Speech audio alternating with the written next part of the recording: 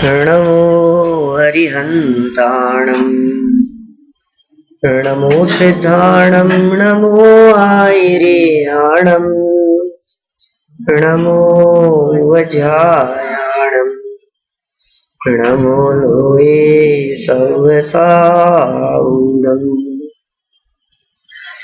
जम जस जम्मि देशे जेण विहाणेन जम्मि कालम्मि जिणेन नियतम् जम्मं वा एवमर्णं वा तं तस्य तम्मि देशे तेन विहाणेन तम्मि कालम्मि कोसक्कदिवारेदुम् इंदो वातः जिनेन्दो वा एवं जोड़ी चेदो जान दिदवाणी सब बजाए सो सदिठी सुतो जो संकदि सो दिठी। क्रमबद्ध पर्याय की श्रद्धा करने वाला सम्यक दृष्टि और क्रमबद्ध पर्याय की श्रद्धा न करने वाले को मिथ्या दृष्टि घोषित किया गया। ये पंक्तियां आचार्य देव की मूल पंक्तियां हैं। हमें इन पंक्तियों की गहराई को थोड़ा बहुत समझना चाहिए। क्रमबद्ध पर्याय की श्रद्धा माने कोई कांजी स्वामी के बतलाए हुए विषय की श्रद्धा नहीं है। वास्तव में क्रमबद्ध पर्याय की श्रद्धा माने वस्तु स्वरूप की श्रद्धा है। क्रमबद्ध पर्याय की श्रद्धा माने अपने ज्ञायक भगवान आत्मा की श्रद्धा है। जगत की सारी वस्तुएं क्रमबद्ध रूप से परिणमन करती है, तो मेरा परिणमन भी स्वाधीन क्रमबद्ध रूप से होता है।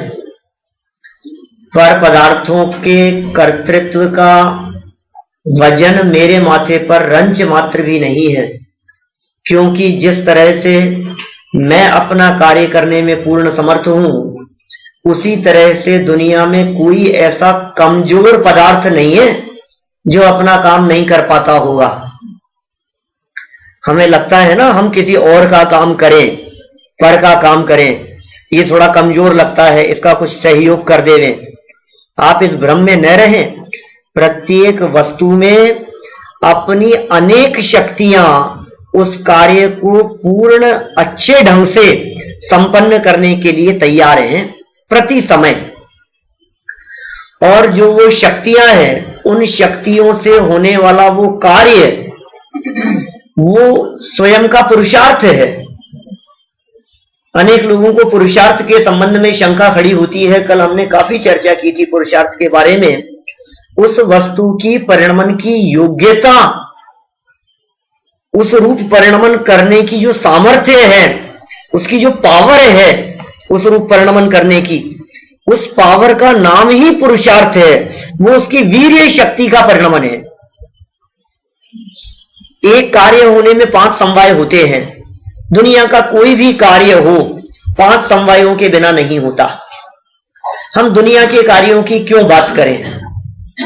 हम तो मोक्ष कार्य की बात करें, हम तो सम्यक दर्शन की बात करें, मोक्ष मार्ग की बात करें, आत्म वस्तु में रहने वाले अनंत गुणों के परिणमन रूपी कार्य की बात करें, सम्यक दर्शन की बात करें, सम्यक ज्ञान की बात करें, सम्यक चारित्र की बात करें। तो सम्यक चारित्र होगा तो 5 समवाय पूर्वक होगा, सम्यक दर्शन होगा तो उसमें 5 समवाय होंगे, सम्यक ज्ञान होगा तो उसमें 5 समवाय होंगे। मैंने 5 समवायों के बिना वो काम हो नहीं सकता। अब वो 5 समवाय कहां होंगे? तो बिल्कुल स्पष्ट है कि 5 समवायों में से 4 तो स्वयं है, निमित्त को छोड़कर, निमित्त पर, और बाकी के 4 स्व। लगाओ आप सम्यक दर्शन रूपी कार्य में। अब हम पुरुषार्थ क्या समझते हैं? हम किसी और में समझते हैं, जबकि पुरुषार्थ तो स्वयं की पर्याय है। भाई 5 समवायों में से एक निमित्त को छोड़कर यदि 4 समवाय अपने में है, तो फिर पुरुषार्थ पर में कैसे होगा? फिर पुरुषार्थ बाहर कहां होगा? फिर पुरुषार्थ इधर उधर का कैसे हो सकता है? सम्यक दर्शन की प्राप्ति का पुरुषार्थ सम्यक ज्ञान में नहीं हो सकता। समझ में आ रही है बात? सम्यक दर्शन का पुरुषार्थ श्रद्धा गुण में होगा। सम्यक दर्शन का स्वभाव श्रद्धा गुण है, वो उसका स्वभाव है, क्योंकि श्रद्धा गुण ही मिथ्या से सम्यक रूप परिणमन करता है। तो स्वभाव भी वहां है, पुरुषार्थ भी श्रद्धा गुण का ही परिणमन है। कैसा पुरुषार्थ? अब उस पुरुषार्थ को अपन कह सकते हैं कि श्रद्धा गुण की सम्यक दर्शन के पूर्व अनंतर पूर्व क्षणवर्ती पर्यायों की श्रृंखला, वो उसका निरंतर पुरुषार्थ चालू है सम्यकता की दिशा में। ये सब श्रद्धा में तो सम्यक और मिथ्या दो ही भेद होते हैं, उसमें कहां ऐसा बंटवारा है कि ऐसा नहीं है कि दो ही पर्याय होती है श्रद्धा की। अनादि काल से अनंत काल तक श्रद्धा की सिर्फ दो ही पर्याय होती है, मिथ्या श्रद्धा और सम्यक श्रद्धा। अनंत पर्याय हैं, प्रत्येक समय की श्रद्धा गुण की पर्याय भिन्न भिन्न है, और प्रत्येक समय की श्रद्धा गुण की पर्याय में भी तारतम्य रूप अनेक प्रकार के भेद पड़ते हैं। एक पर्याय दूसरे पर्याय के समान नहीं है। तो कैसे भेद पड़ते हैं? क्या आपकी श्रद्धा देखो ना, आप आज के 20 साल पहले 40 साल पहले आपकी श्रद्धा और आज आपकी श्रद्धा में जमीन आसमान का अंतर है या नहीं? मैं तो मिथ्या दृष्टि की श्रद्धा की बात करता हूं। मिथ्या दृष्टि से सम्यक दर्शन हो जाए तब तो श्रद्धा का परिवर्तन हुआ ही है, लेकिन क्या आज हमारी श्रद्धा में वो परिवर्तन नहीं हुआ है सुनते सुनते? लेकिन जो श्रद्धा का थोड़ा बहुत भी परिवर्तन दिखाई देता है, उस परिवर्तन का पुरुषार्थ श्रद्धा गुण की पर्याय में है, सुनने की वजह से नहीं है। इसके लिए टोडरमल जी ने एक शब्द दिया मोक्ष मार्ग प्रकाशक में, गलता हुआ मिथ्यात्व। ये गलता हुआ मिथ्यात्व क्या चीज है बताओ? मिथ्यात्व तो श्रद्धा गुण की पर्याय है ना। श्रद्धा गुण की पर्याय तो या तो मिथ्या होती है या सम्यक होती है, फिर गलते हुए का क्या लेना देना है? तो गलते हुए का मतलब वो मिथ्यात्व तारतम्य रूप से गल रहा है, उस मिथ्यात्व के ऊपर चोट पड़ रही है, और श्रद्धा धीरे धीरे बदल रही है। ये किधर बदल रही है? सम्यक दर्शन प्राप्ति की दिशा में उसका पुरुषार्थ चल रहा है निरंतर। कुदेवों को मानने वाला, एक बिल्कुल धर्म नहीं करने वाला नास्तिक व्यक्ति की श्रद्धा, और एक धर्म के नाम पर कुछ भी श्रद्धा करने वाला उसकी श्रद्धा, एक कुदेव को गुरु कुधर्म की श्रद्धा रखने वाला, एक सम्यक देवशास्त्र गुरु की श्रद्धा रखने वाला, क्या इनकी श्रद्धाओं में अंतर नहीं है? सबकी श्रद्धा एक खाते में। हाँ, खाता तो एक है, मिथ्या या सम्यक, खाते तो दो ही है हमारे पास में। या तो श्रद्धा को हम मिथ्या के श्रेणी में रखेंगे या श्रद्धा को सम्यक की श्रेणी में रखेंगे, लेकिन मिथ्या की श्रेणी में भी बहुत सारी कैटेगरी है या नहीं है? आपने भोजन बनाया कि आप दो तरह की चीज बनाई है, या तो रोटी बनाई है या चावल बनाए हैं, तो सब चावल एक जैसे हैं, सब रोटियां एक जैसी है? हर रोटी में अंतर है क्या नहीं है? ऐसे अंतर है। तो श्रद्धा गुण जिसमें सम्यक दर्शन रूपी पर्याय प्रकट होने का स्वभाव है, तो वह स्वभाव, और सम्यक दर्शन प्राप्ति के पूर्व उस दिशा में उन पर्यायों की चलने वाली निरंतर श्रृंखला, वो है पुरुषार्थ। सम्यक दर्शन की पर्याय उत्पन्न होना, यह है होनहार। और जिस काल में सम्यक दर्शन रूपी पर्याय उत्पन्न हुई, जिस काल में, अब ये देखो, जिस काल की यदि हम बात करेंगे तो वो काल तो पर काल है, क्योंकि जिस काल में मतलब जिस समय में। अब ये कह रहे स्वकाल, ये स्वकाल कौन सा होगा कि अनादि अनंत उस काल में वो जो खचित है ना, जो अपन ने बात की थी, 25 नंबर के समय पर यदि 25 नंबर की श्रद्धा गुण की पर्याय में सम्यकपना प्रकट होना है, तो वो श्रद्धा गुण की पर्याय का 25 नंबर का काल, वो पर काल नहीं, उसके साथ में नहीं, वो श्रद्धा गुण की पर्याय का 25 नंबर का जो काल है, वो उसका स्वकाल। काल भी नियम से होगा। निमित्त क्या है? तो निमित्त तो बाह्य कहा जाता है, निमित्त में तो परद्रव्यों की चर्चा की जाती है। तो समझ लीजिए आप, दर्शन मोहनीय है कि अनंतानुबंधी है, कि 5 प्रकृतियां, या दर्शन मोहनी के 3 टुकड़े करके देखो तो 7 प्रकृतियां, इन कर्म प्रकृतियों के उपशम, इन कर्म प्रकृतियों के क्षय या इन कर्म प्रकृतियों के क्षय उपशम का निमित्त बनता है। ये 5 समवाय होते हैं जब सम्यक दर्शन की प्राप्ति होती है। हर कार्य में ये 5 समवाय होते हैं। न उसके पुरुषार्थ को बदला जा सकता है, न उसके स्वभाव को बदला जा सकता है। स्वभाव बदलेगा तो क्या होगा कि ज्ञान गुण की पर्याय में सम्यक दर्शन हो जाए, तब तो हम कहें स्वभाव बदल गया। चारित्र गुण की पर्याय में सम्यक दर्शन हो जाए, तब तो हम कहें कि स्वभाव बदल गया। लेकिन वो स्वभाव छोड़ता ही नहीं है ना।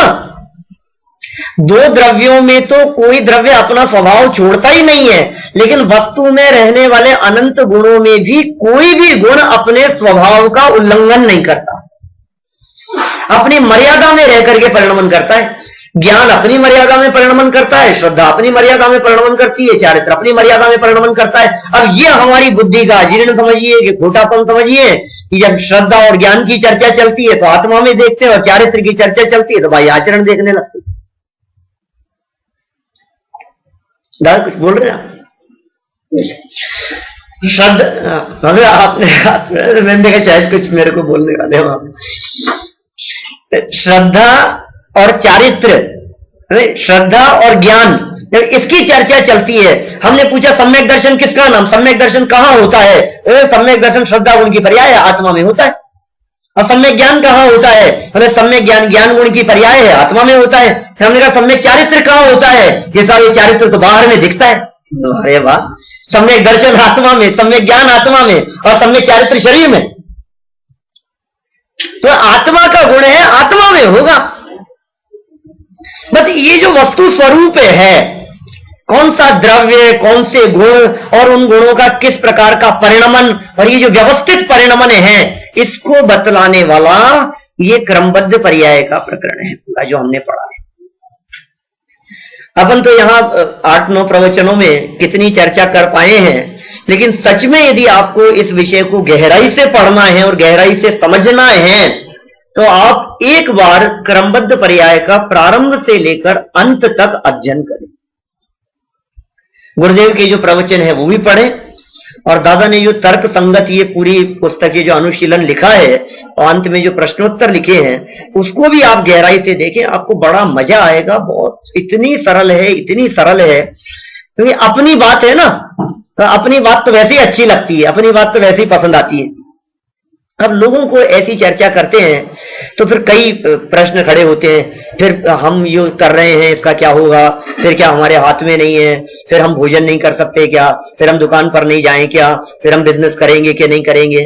तो फिर कल अपन ने यहाँ एक पद्मानंदी आचार्य का श्लोक पढ़ा था, आपने ध्यान दिया होगा। 2 पंक्तियों का अर्थ अपन ने किया था, बहुत मार्मिक पंक्तियां थी कि लोग अपने मन में, अपने चित्त में निरंतर अपने कल्याण का ही विचार करते रहते। लोकाश्चेतसी अनुदिनम कल्याणमेव आत्मनः। लेकिन होता क्या है, कुर्यात सा भवितव्यतागतवती तत्र यद् रोचते। लेकिन उस आई हुई भवितव्यता को जो रुचता है वो भवितव्यता वो करती है। तो हमारे ख्याल में आ जाती है बात, यह बात तो सच्ची है, मैं तो ऐसा करना चाहता था, ये हुआ नहीं ऐसा। दिन भर में कितने प्रसंग ऐसे बनते हैं जो प्रसंग आपकी इच्छा के प्रतिकूल होते हैं, आपके नहीं चाहने पर भी होते हैं। यदि आप उन विषयों के संदर्भ में थोड़ा गहराई से विचार करेंगे तो आपको समझ में आ जाएगी कि मेरे करने से नहीं हो रहा। चेतन तो समझदार दिखाई देता है, करने धरने वाला दिखाई देता है, पुरुषार्थी दिखाई देता है। अचेतन के काम कैसे होते हैं, ये पेड़ कैसे बड़े हो रहे हैं, इनमें फल फूल कैसे लग रहे हैं, ये कैरी आम ये खट्टी से मीठे कैसे हो रहा है, ये उसको कौन करता है आखिर, मीठे से खट्टा किसने कर दिया, उसमें किसका पुरुषार्थ लागू होगा? किसान का पुरुषार्थ लागू होता है। पुरुषार्थ तो सभी द्रव्यों में होगा ना, सभी कार्यों में होगा ना। जब उसका काम अपने आप अपनी योग्यता से हो सकता है और बिना विकल्प किए हुए हो सकता है, तो तेरा कार्य बिना विकल्प के नहीं हो सकता। आत्म वस्तु का परिणमन बिना विकल्प के नहीं हो सकता। कल तो मैंने सिद्ध परमात्मा की बात कही थी, अनंत वीर्य के धनी होते हुए भी जगत का कुछ नहीं करते, पुरुषार्थी है या नहीं है? पूर्ण पुरुषार्थी है, अनंत पुरुषार्थी है। तो हमें ऐसे लगता है कि हम कुछ करें तो पुरुषार्थ होगा, मेहनत करें तो पुरुषार्थ होगा। अभी ऐसे लगता है काम समय से जल्दी कर दिया तो कितना पुरुषार्थी है, और देर से हुआ तो लगता है कि पुरुषार्थ नहीं है। अरे देर से हुआ कि जल्दी हुआ, ये तो तेरे अपेक्षित समय के आधार पर किया गया कथन है। काम तो अपने समय पर ही होता है, स्वकाल से पहले कैसे हो जाएगा वो काम? और इस संदर्भ में लोग अनेक प्रकार के तर्क करते हैं, क्रमबद्ध पर्याय के विरोध में अकाल मृत्यु को प्रस्तुत कर देते हैं। जैसा अकाल मृत्यु का कथन आता है शास्त्रों में ऐसा मिलता है कि ऐसी अकाल मृत्यु हुई, उनकी अकाल मृत्यु हुई, हम लोग करते ही हैं, अकाल मृत्यु तो होती है। तत्वार सूत्र के सूत्र का एग्जाम्पल देते हैं कि उसमें ऐसा लिखा है, बहुत जगह मिलती है इस तरह का कथन। तो बोलते हैं क्रमबद्ध पर्याय नहीं होती। आप बतलाओ अकाल का मतलब क्या है? फिर समय तो था नहीं, उसके पहले हो गया, जीना था 50 साल तक और 30 साल के अंदर वो मर गया, दुर्घटना हो गई, एक्सीडेंट हो गया, तो अकाल मृत्यु हुई कि नहीं हुई? और यदि अकाल मृत्यु होती है तो फिर आपके क्रमबद्ध का क्या होगा? प्रॉब्लम समझ में आ रही है क्या है? यदि अकाल मृत्यु हो गई तो फिर जन्मम व एवं मरणम व का क्या होगा?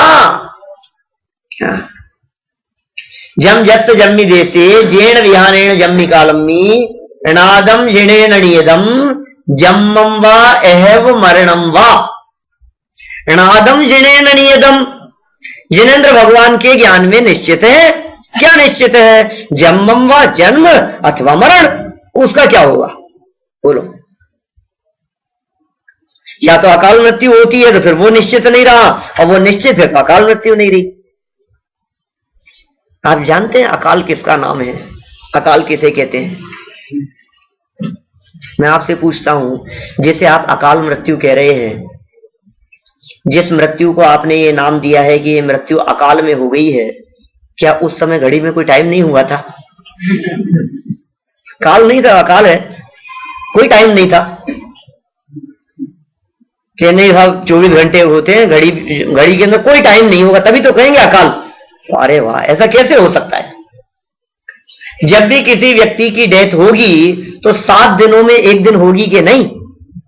मंडे होगा कि ट्यूसडे, वेडनेसडे होगा कि थर्सडे, फ्राइडे, सैटरडे, संडे, कुछ ना कुछ तो होगा। इन 7 दिनों में एक ना एक दिन सबको मरना है। मतलब एक दिन मैंने ऐसी बात कह दी, किसी व्यक्ति के यहाँ कोई वो थे, बीमार थे, और मैं उनसे मिलने के लिए गया, तो मैंने तो ऐसी सामान्य ऐसी बात कह दी कि 7 दिन में एक न एक दिन मरना है। और 7 दिन के अंदर उनकी मृत्यु हो गई, तो मेरे माँ से आ गई कि तुम ऐसा कह रहे कि 7 दिन में मरना है। फिर मैंने कहा भैया 7 दिन में मरना है, ये तो सबको ही 7 दिन में मरना है, 8वां दिन आएगा ही नहीं, ये 7 ही है। 12 बजे से लेकर के दोबारा 12 बजे के बीच में कहीं ना कहीं तो मौत होगी ही ना, ये काल ही तो है। और स्वकाल माने अपने काल में मरण होता है। ये साहब आप तुम मजाक में ले रहे हो इस बात को, हम तो ऐसा थोड़ी ना समझते हैं कि उस समय कोई टाइम नहीं होगा। हम तो उमा स्वामी आचार्य के सूत्र के आधार पर बात करते हैं। तत्वार सूत्र अध्याय 2 सूत्र नंबर 53, दूसरे अध्याय का 53वां सूत्र है, बहुत महत्वपूर्ण सूत्र है। मूल सूत्र ऐसा दिया है उमा स्वामी आचार्य ने, औपपादिक चरम उत्तम देह असंख्येय वर्ष आयुषो न पवर्त्यायुष है। क्या कहा? औपपादिक चरम उत्तम देह असंख्येय वर्ष आयुषो न पवर्त्यायुष है। मैं पूछूंगा अभी आप लोगों से, है ना? ध्यान रखना, किसी से भी पूछ सकता हूं, लगभग सबके नाम याद हैं। नाम जिनके याद नहीं है वे ऐसा निश्चिंत नहीं हो जाएंगे हमारे तो जानते ही नहीं है। मैं जिनका नाम याद है कह दूंगा इनके बगल वाले। तो कितनी बातें देखो क्या क्या कहा है। और उमा स्वामी आचार्य के सूत्र का अर्थ करता हूं, उसमें उमा स्वामी आचार्य ने क्या बतलाया कि जिन जिन के हम नाम बतला रहे हैं, इन जीवों के आयु कर्म का अपवर्तन नहीं होता। किन किन का नहीं होता आयु कर्म का अपवर्तन? औपादिक, उपाद जन्म वालों का। किसका मतलब? देव और नारकी, माने देवों का और नारकियों का, इनके आयु कर्म का अपवर्तन नहीं होता। जितनी लेकर के जन्म लेंगे, जितनी लेकर के उतनी ही आयु में उनका मरण होगा। उसमें कोई ऑप्शन नहीं है कि अब कम हो जाए कि ज्यादा हो जाए। किन किन जीवों की बात करें? सबसे पहला औपाधिक जन्म वाले, मतलब देवों और नारकियों का। दूसरा कहा चरम उत्तम देहा, चरम शरीरी और उत्तम देह वालों के भी आयु कर्म का अपवर्तन नहीं होता। पहला क्या था? उत्पाद जन्म वाले। कौन होते हैं उत्पाद जन्म वाले? सूत्र बोलो तत्वार सूत्र का। देव नार का नाम उत्पाद है, देवों और नारकियों का उत्पाद जन्म होता है। चलो दूसरा क्या बतलाया? चरम शरीरी नहीं, अकेले चरम शरीरी और उत्तम देह वाले, ये दोनों बातें लागू होगी। फिर तीसरा पॉइंट, असंख्य वर्ष आयुष्य है, असंख्यात वर्षों की जिनकी उम्र है वो। अरे असंख्यात वर्षों की उम्र किसकी होती है? बोले भोग भूमिया वालों की। जिन भोग भूमिया वाले देव भी नहीं है, भोग भूमिया वाले नारकी भी नहीं है, भोग भूमिया वाले चरम शरीरी भी नहीं है, उत्तम देह वाले भी नहीं। तो भोग भूमिया वाले कौन है? असंख्यात वर्षों की आयु वाले मनुष्य तिर्यंच। उमा स्वामी आचार्य कहते हैं इनकी आयु का अपवर्तन नहीं होता। अभी बतलाता हूं। तो लोगों को ऐसा लगता है इस सूत्र के माध्यम से कि साहब देखो देखो इनके आयु कर्म का अपवर्तन नहीं होता, इसका मतलब जो इसमें नहीं है उन सबके आयु कर्म का अपवर्तन होता है, माने अकाल मृत्यु होती है। इनकी तो नहीं होती, देव नारकियों की तो नहीं होती, चरम उत्तम देह वालों की तो नहीं होती, भोग भूमिया जीवों की तो नहीं होती, लेकिन बाकी जो जीव हैं, हम आप जैसे कर्म भूमि वाले, हमारी तो अकाल मृत्यु होती है ना। क्या इनके अलावा जो बच गए उनकी तो होती है कि नहीं? देखो भाई, सच में होती क्या है? होती हुई कही जाती है। मैं आपसे पूछता हूं, किसी व्यक्ति की जिसकी उम्र 90 साल की है और उसका मरण हुआ, तो क्या आप ऐसा कहते हैं कि इसकी अकाल मौत हो गई? लेकिन कोई 20-22 साल की उम्र में मर गया तो आपके मुंह से ऐसा निकलता है कि अकाल मौत हो गई। बोलो कितना स्पष्ट है ना। माने अकाल मृत्यु का जो प्रकरण है, और हमें ऐसे लगता है कुछ नहीं साहब, रोड क्रॉस कर रहे थे और रोड क्रॉस करते करते एकदम गाड़ी ने टक्कर मार दी और बेचारों को मरना तो नहीं था, वो तो एक्सीडेंट हो गया इसलिए मर गए, बेचारों की अकाल मौत हो गई। माने अकाल शब्द का प्रयोग हम अपेक्षित आयु के पहले होने वाले मरण की अपेक्षा से करते हैं। हमने हमारा माइंड सेट कर रखा है कि किसी ने मनुष्य में जन्म लिया है तो कम से कम 70-80 साल तो ये व्यक्ति जीना ही चाहिए। अब यदि वो 45-50 साल की उम्र में मर गया, 20-22 साल की उम्र में मर गया, 5-10 साल की उम्र में मर गया, एक्सीडेंट में मर गया, तो हम ये कहते हैं अकाल मौत हो गई। क्यों? समय से पहले क्यों लग रहा है? हमने समझ लिया था इतना जीना चाहिए। ये कहां अकाल हुआ? ये भगवान के ज्ञान के हिसाब से तो अकाल नहीं है। तो इसको ऐसे एग्जाम्पल से समझाते हैं। आपने कदाचित पहले कभी सुनी हो बात, पहले के जमाने में जिस समय घड़ियां नहीं हुआ करती थी उस समय घड़ी का काम घड़े से चलाया जाता था। क्या विलास भाई? घड़ी का काम घड़े से चलाया जाता था। घड़ा तो जानते हैं, पानी भरने वाला। घड़ी का काम घड़े से, ये क्या मतलब है? कैसे चलता था कि घड़ी नहीं होती थी तो टाइम कैसे पता लगाते थे? कितने बजे होंगे, कितना टाइम हुआ होगा? कि एक घड़ा भर के रख देते थे पानी का और उसमें बारीक सा एक छेद होता था। तो अब वो छेद में से एक एक बूंद करके पानी निकलता रहता है, टप टप टप निकलता रहता है। अब उस घड़े के पानी का जितना लेवल हो गया उस लेवल से अंदाजा लगा लिया जाता था कि इस समय ये टाइम हुआ होगा। सूर्योदय के समय, सूर्योदय तो दिखता है अपने को, अब सूर्योदय के समय से मान लो सुबह 6 बजे सूर्योदय हुआ, हमने वो घड़ा भर के रख दिया, अब वो घड़ा 12 घंटे चलता है। तो मालूम है जितना आधा खाली हो गया तो इसका मतलब ये है कि दोपहर के 12 बज गए। उससे घड़े का अंदाजा लग जाता था। एक व्यक्ति ने पानी का घड़ा भर के रखा। उसके बच्चे ने ये पूछा कि पिताजी ये घड़ा कब खाली होगा? बोलो पिताजी क्या जवाब देंगे? शाम 6 बजे खाली होगा। सुबह 6 बजे भरा है, 12 घंटे चलता है, 1 घंटे प्रति लीटर की रफ्तार से उसमें से पानी निकलता रहता है। तो कितने बजे खाली होगा वो? शाम 6 बजे। मैं आपसे पूछता हूं उसके पिताजी सच बोल रहे हैं कि झूठ बोल रहे हैं? प्रमोद भाई, कल्पना से नहीं बोल रहे, फैक्ट है, रोज देखते हैं। ये कल्पना है? आप इसे कल्पना कह रहे हैं? ये काल्पनिक बात नहीं है, ये कोई हवा में नहीं है ऐसे तुक्का फेंक दिया कुछ भी, ये फैक्ट है। हाँ, वो अलग मैटर है। लेकिन अभी जो बात कही गई है ये बात सच है, ये बात गलत नहीं है। ये जो टाइम छापा है, ये टाइम अतुल भाई ने काल्पनिक नहीं छापा है, पूरा का पूरा प्रोग्राम है, टाइम शेड्यूल के अनुसार चल रहा है। हाँ, 2-5 मिनट ऊपर नीचे वो एक अलग मैटर है, ठीक है ना, काल्पनिक नहीं है, एक व्यवस्थित है। लेकिन घटना ये हुई कि बच्चे ने समझ लिया कि ठीक है शाम को 6 बजे खाली होगा। दोपहर में क्रिकेट खेल रहा था और क्रिकेट खेलते खेलते एकदम बॉल का एक शॉट लगाया खेत के और सीधा घड़े पर लगा। झटका ऐसा लगा उस घड़े के ऊपर, कई परिस्थितियां हो सकती है। देखो उसमें एक परिस्थिति तो ऐसी कि पूरा ही घड़ा टुकड़े टुकड़े हो गए उसके, तो बोलो घड़ा खाली हुआ कि नहीं हुआ?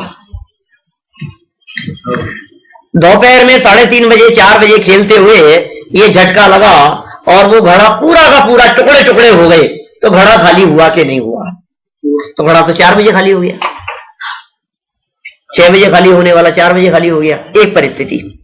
दूसरी कंडीशन इसमें ये बन सकती है, बॉल का झटका लगा, 6 बजे भरा था, सुबह 8 बजे क्रिकेट खेलने लग गए वो, और एकदम झटका लगा, इतना तेज झटका लगा था कि पानी एकदम मानो घड़ा गया, लेकिन गया नहीं। घड़ा जो था ना एकदम ऐसे हुआ थोड़ा, और ऐसे हुआ तो पानी बहुत सारा उसमें से डुल गया और फिर वो व्यवस्थित हो गया। अब वो व्यवस्थित हो गया, कोई उसी सिस्टम से पानी एक एक बूंद करके निकलने लगा। अब शाम को 6 बजे खाली होगा कि जल्दी हो जाएगा? घड़ा तो 5 बजे खाली हो गया। फिर पिताजी ने तो 6 बजे कहा था कि 5 बजे कैसे खाली हो गया?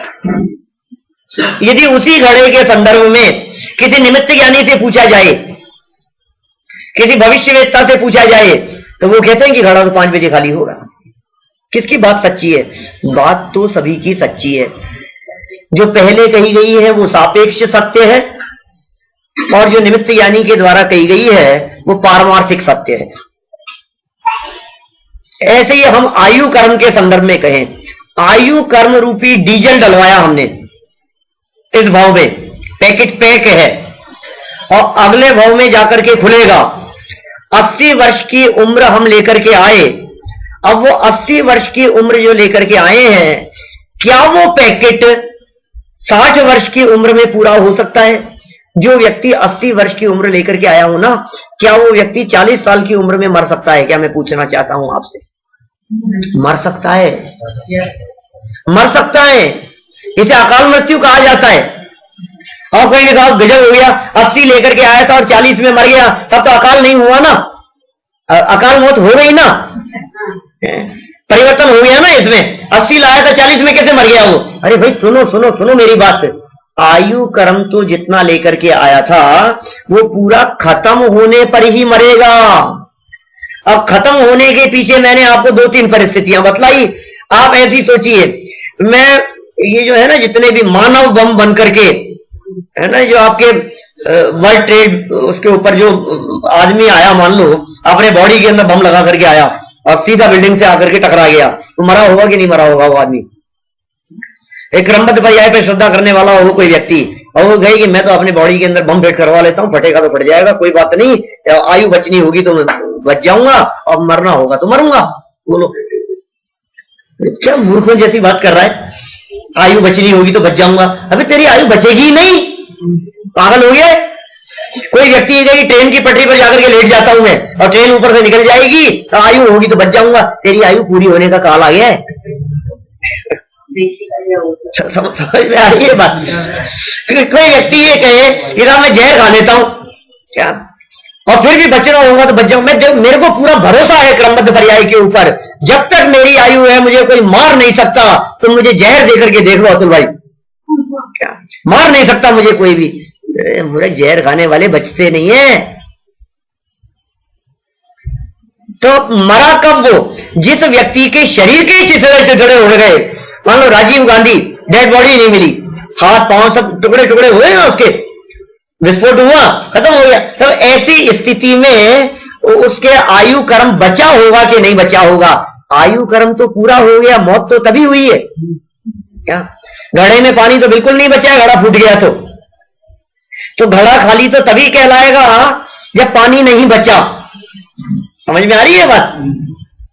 लेकिन ये जो बात है, ये बात भगवान के ज्ञान में झलक रही है या नहीं? झलक रही है।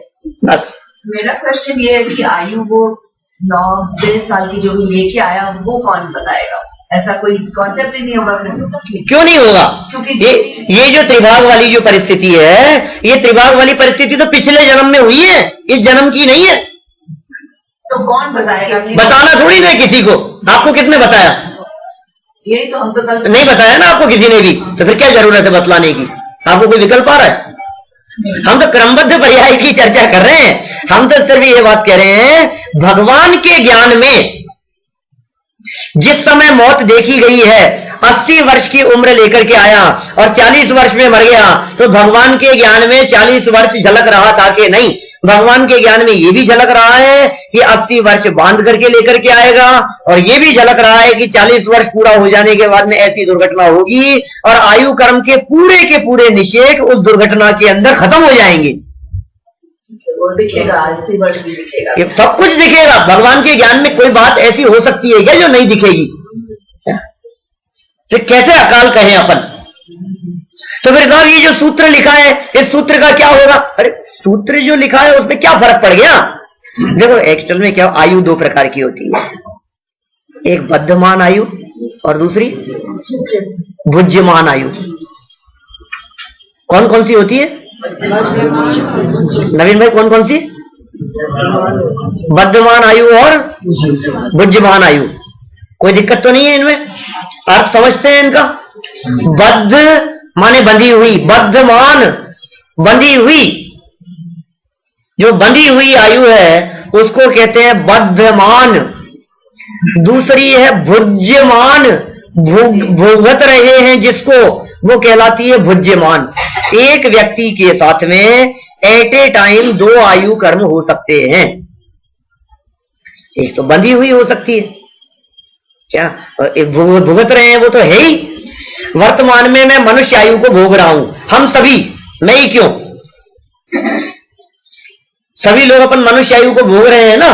तो ये है हमारी भुज्यमान आयु, मनुष्य आयु। और इस समय में ही, इस जन्म में ही हमने अगले भव के लिए जो बांध ली है वो आयु कहलाती है बद्धमान आयु। 2 हो गई। इस जन्म में जो आयु चल रही है वो कौन सी आयु है? अनुभव। कौन सी है भाई वो? कौन सी वाली? बुद्धिमान कौन सी? जो भोग रहे हैं, जो चल रही है, जो चल रही है प्रेजेंट में, वो है बुद्धिमान। और एक और आयु हो सकती है हमारे साथ में, ये अभी हमने हमारे परिणामों से नई आयु बांध ली। हमें कहां जाना है मर करके, वहां की आयु बांध ली हमने, देव आयु बांध ली हमने, तिर्यंज आयु बांध ली हमने, नरक आयु बांध ली। तो वो भी हमारे पास में बंधी हुई है ना अभी, वो कहलाएगी बद्धमान आयु। अब ये कह रहे हैं बद्धमान आयु में तो सब में परिवर्तन हो सकता है क्या? बद्धमान आयु में तो सब में परिवर्तन हो सकता है। अब आप कहेंगे साहब ये तो आज तक तो आप पिछले 8 प्रवचनों में तो आपने कहा कि परिवर्तन नहीं हो सकता, और ये लास्ट में जाते जाते कह रहे हो परिवर्तन हो सकता है क्या? मतलब अभी तक हमने जितनी भी श्रद्धा की सबके ऊपर पानी फेर रहे हो आप। सुनो तो सही गहराई से, परिवर्तन हो सकता है, लेकिन वो परिवर्तन भी भगवान के ज्ञान में पता होता है। समझ में आ रही है ना बात? तो भगवान के ज्ञान की दृष्टि से देखेंगे तो वो अपरिवर्तनीय है। हमारे ज्ञान की दृष्टि से देखेंगे तो परिवर्तन हो सकता है। वो परिवर्तन कैसा हो सकता है? अभी हमने नरक आयु बांध ली, श्रेणिक महाराज का स्पष्ट उदाहरण है अपने पास में, हर व्यक्ति जानता है। क्या एग्जाम्पल है? 7वें नरक की आयु बांधी थी और 7वें नरक की आयु बांध ली, और फिर अभी कौन से नरक में है? ये पहले नरक में। फिर 7वें की बांधी और पहले में आ गए, ये कैसे हो गया? ये ऐसा कैसे संभव है? ये क्या हो गया उसमें? नरक में जाने के बाद चेंज नहीं हो सकता, नरक में जाने के पहले पहले तो आप उसमें परिवर्तन कर सकते हैं अपने परिणामों से, माने हमारे परिणामों से उसमें परिवर्तन संभव है। कौन सी आयु में? वर्तमान में। त्रियंच में लगा लो। कोई व्यक्ति ये गए, अरे यार मैं तो जो अब मेरी तो आयु बन गई है, समझ लो, अब क्या कर सकता हूं? आयु बन गई तब तो कुछ भी नहीं हो सकता। लेकिन कुछ भी क्यों नहीं हो सकता है? तो अपने उपयोग को तत्व में लगाना, जिनवाणी में लगाना, अभ्यास करना, तो क्या होगा उससे कि आयु बंध भी गई होगी तो उसमें उत्कर्षण अपकर्षण आदि संभव है। नरक बंध गई तो 7वें से पहले तक आ सकता है। त्रियंच बंध गई तो 1 इंद्रिय से लेकर के सैनी पंचेंद्रिय हो सकता है। हिंदुस्तान का नहीं होगा, अमेरिका का कुत्ता हो जाएगा। उसमें है ना, इसमें क्या है? वहां का नहीं होगा, यहां का हो जाएगा। अच्छी परिस्थिति हो जाएगी, सैनी पंचेंद्रिय हो जाएगा, असैनी नहीं रहेगा। तो ये सब परिस्थितियों में परिवर्तन तो हो ही सकता है ना। देवायु बांधी, अब देवायु के अंदर हमारे परिवर्तन क्यों नहीं हो सकता है? भवनत्रिक के अंदर जन्म लेना था और हमारे परिणाम अच्छे हो गए, उत्कृष्ट हो गए, तो बदल करके वैमानिक में चले गया।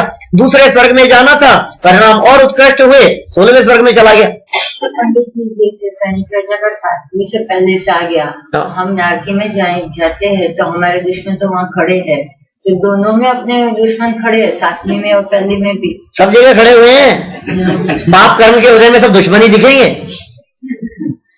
पाप कर्म के उदय में तो मित्र अरि हो जाए जगत में, अशुभ उदय के आने से अपना बेटा दुश्मन हो जाता है, जान से मार देता है।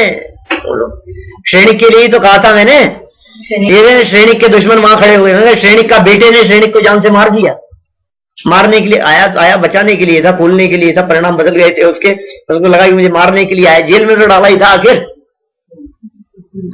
तो चलिए, कुल मिलाकर के बात यह है कि बद्धमान आयु में तो उत्कर्षण अपकर्षण आदि संभव है, संक्रमण नहीं होता। पॉइंट ध्यान रखना, आयु क्रम में संक्रमण नहीं होता। संक्रमण नहीं होता इट मीन्स जिसने नरक बांध ली हो, अब परिणाम सुधारे और सोचे देवगति में चला जाए, इट्स इम्पॉसिबल। ठीक है ना बात?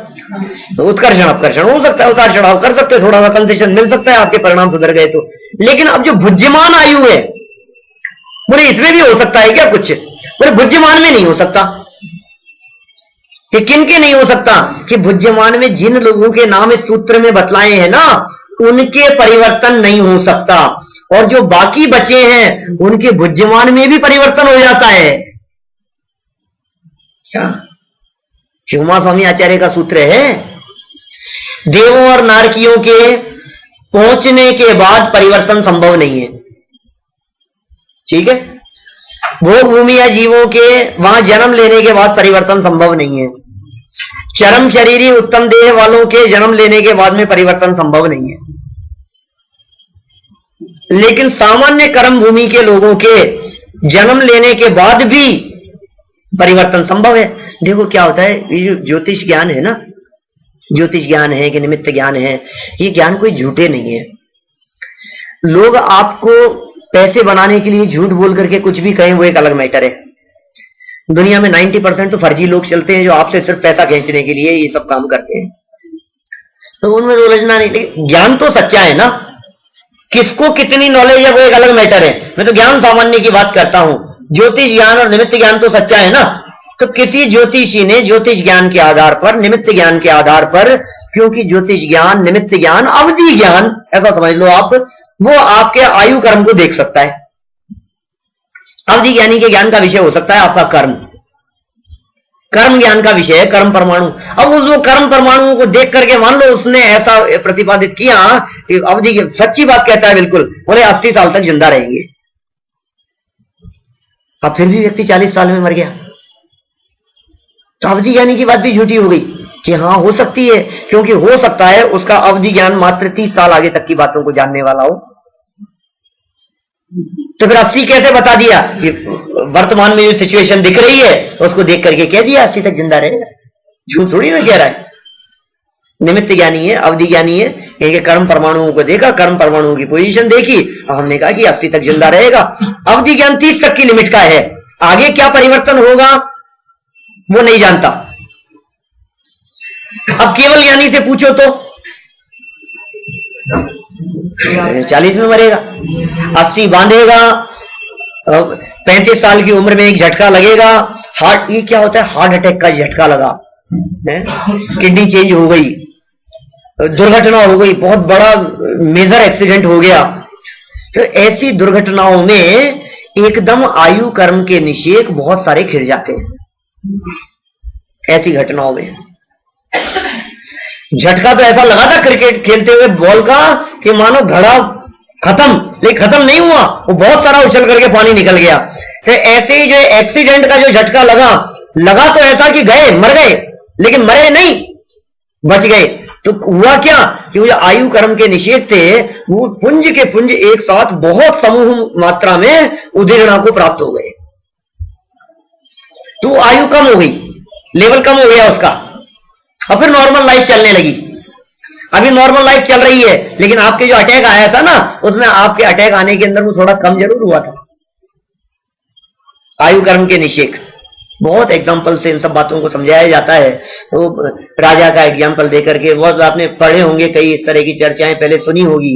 एक व्यक्ति को जेल में डाल दिया, मजिस्ट्रेट ने उसको सजा सुनाई, कितने साल में छूटेगा, बोले 10 साल के अंदर, 10 साल के लिए इसको जेल की सजा सुनाई जाती है, कारागार में डाल दिया। अब वो मजिस्ट्रेट से पूछता है मैं कब छूटूंगा, बोले 10 साल बाद छूटेगा। बोले वो पुलिस वाले से पूछता है कि मैं कब छूटूंगा, बोले 10 साल बाद छूटेगा।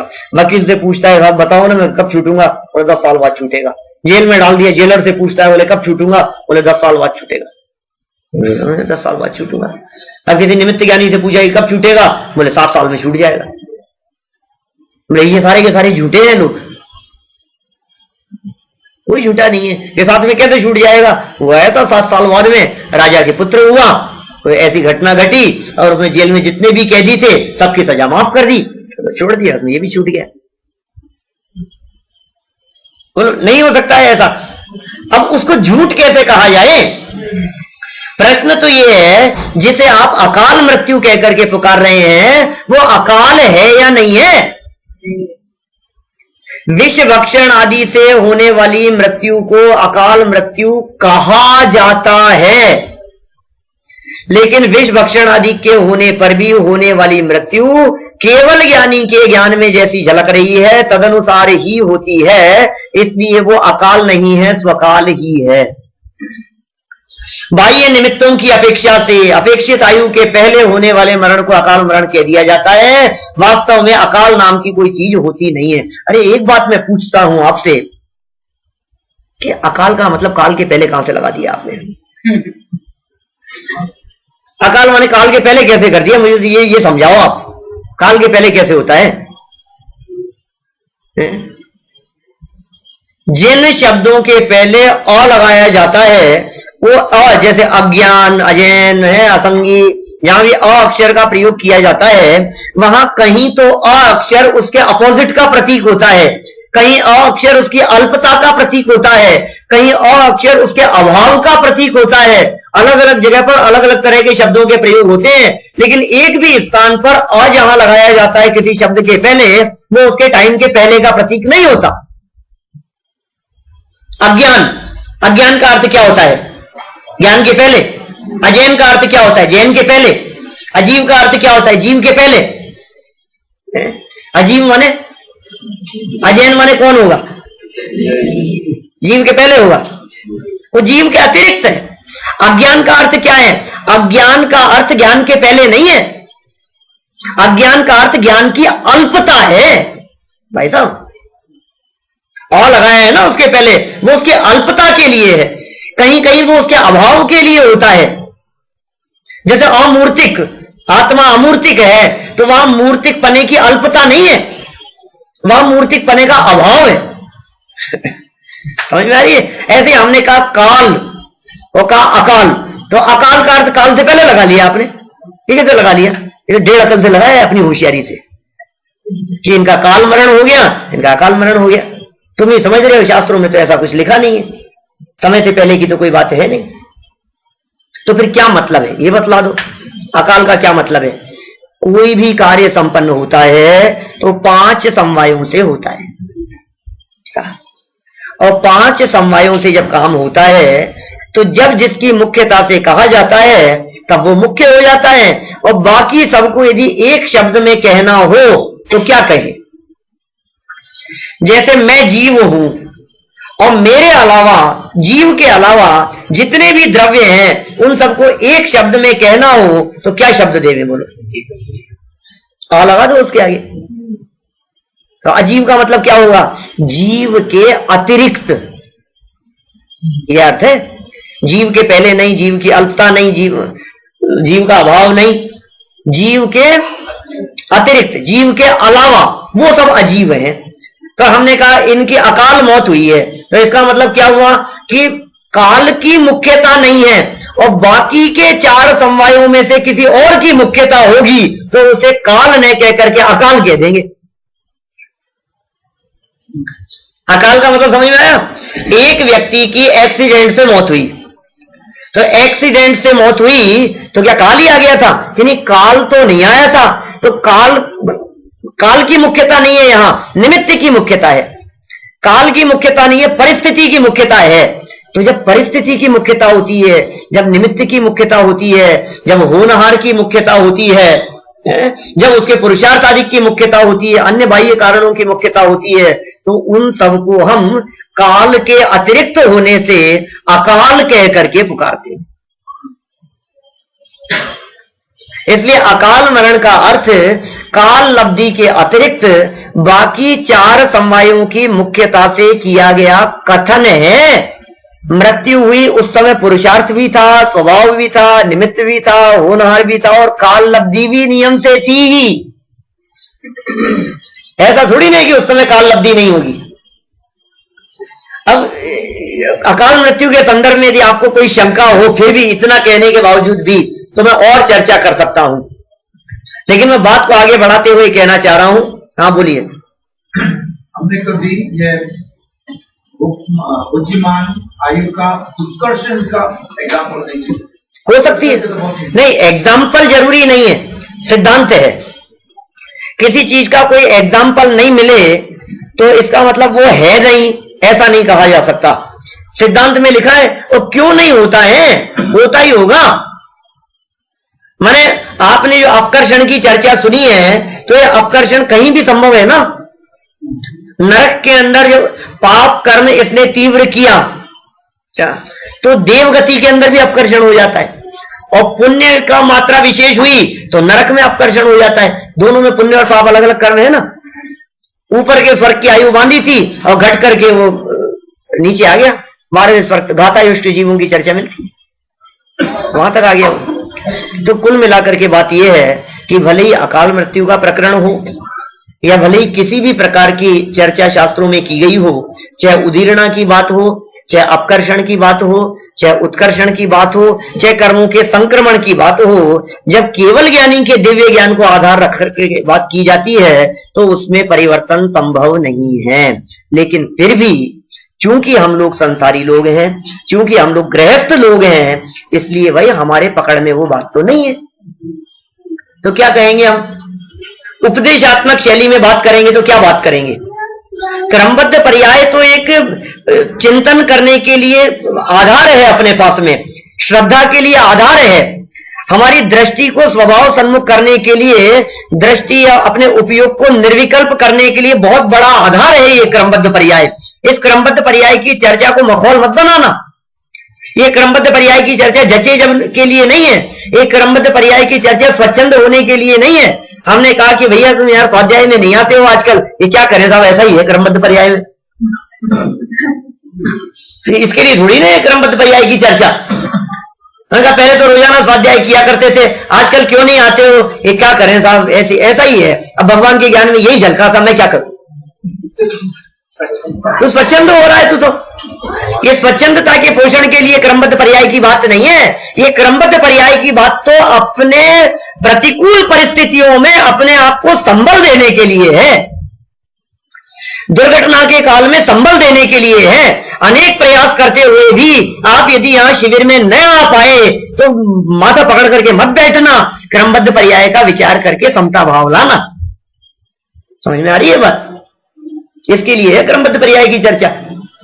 जैसा मैं तो ये चाहता था ऐसा हो जाना चाहिए, मैंने बहुत कोशिश करी, मतलब इतनी कोशिश करने के बावजूद भी नहीं हुआ, मैं तो इतना डिसअपॉइंट हो गया, इतना अपसेट हो गया, मेरा दिमाग खराब हो गया, मैं क्या करूं? तो दिमाग खराब मत कर, ये सोच भगवान महावीर स्वामी के ज्ञान में तेरे जन्म के 2500 साल पहले ये बात झलकी थी कि नहीं, और आज भी झलक रही है कि नहीं? भगवान ऋषभ देव स्वामी के ज्ञान में एक कोड़ा कोड़ी सागर पहले ये बात झलक रही थी कि नहीं, ये तो इंडिया से यहां अमेरिका आएगा और वहां एयरपोर्ट पर तुझे इस तरह से इतनी देर के लिए वहां बैठना पड़ेगा, ये बात वहां झलक रही थी कि नहीं? बोलो विलास भाई। अरे यार पंडित जी इतना टाइम लगा दिया यार, 2 घंटे से खड़े हैं। विचार करो, ऐसी परिस्थितियों में विचार करना, ये तो सब टेंशन फ्री करने के लिए है भाई, ये तो आकुलता मिटाने के लिए, तो डिप्रेशन मिटाने के इलाज बतला रहा हूं यहां। दुनिया में डिप्रेशन का कोई इलाज नहीं है। कितनी कोशिश करते हैं, कितनी दवाइयां खाते हैं, क्या कहते हैं, नींद की गोलियां खा करके सोते हैं, डिप्रेशन ही नहीं है कुछ भी, वो टेंशन ही नहीं होती, वो विकल्प ही नहीं आता। कोई व्यक्ति ने मुझे गालियां दी, अपशब्द कहे, उल्टा सीधा बोला, कोई बात नहीं यार, देखो क्या मेरी ऐसा ही होना था, मैंने जीवन भर इसके लिए इतना अच्छा किया, सब कुछ किया, लेकिन उसके बावजूद भी इसने ऐसा किया, कि मेरी पर्यायों के अंदर कैसा परिणमन होना है।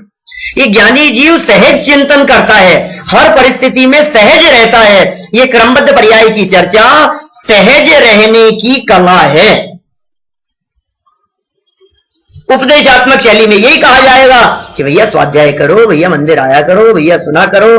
अब आप कहोगे क्रमबद्ध, ये क्रमबद्ध ही है, हमारा उपदेश देना भी क्रमबद्ध ही है, और तेरा यहां आना भी क्रमबद्ध ही है।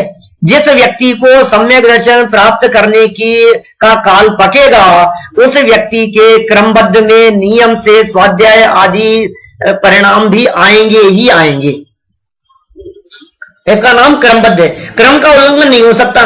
टीवी देखते देखते दूरदर्शन के सामने बैठे बैठे आत्मदर्शन हो जाए, 3 काल में संभव नहीं है। दूरदर्शन से आत्मदर्शन ऐसा हो सकता है? दर्शन दूर हो जाए, दर्शन दूर हो जाएगा, आंखें छीन ली जाएगी। तुमने यदि चक्षु इंद्री का दुरुपयोग किया तो चक्षु इंद्री नहीं मिलेगी, तुमने यदि अपने वचनों का दुरुपयोग किया तो वचन नहीं मिलेंगे।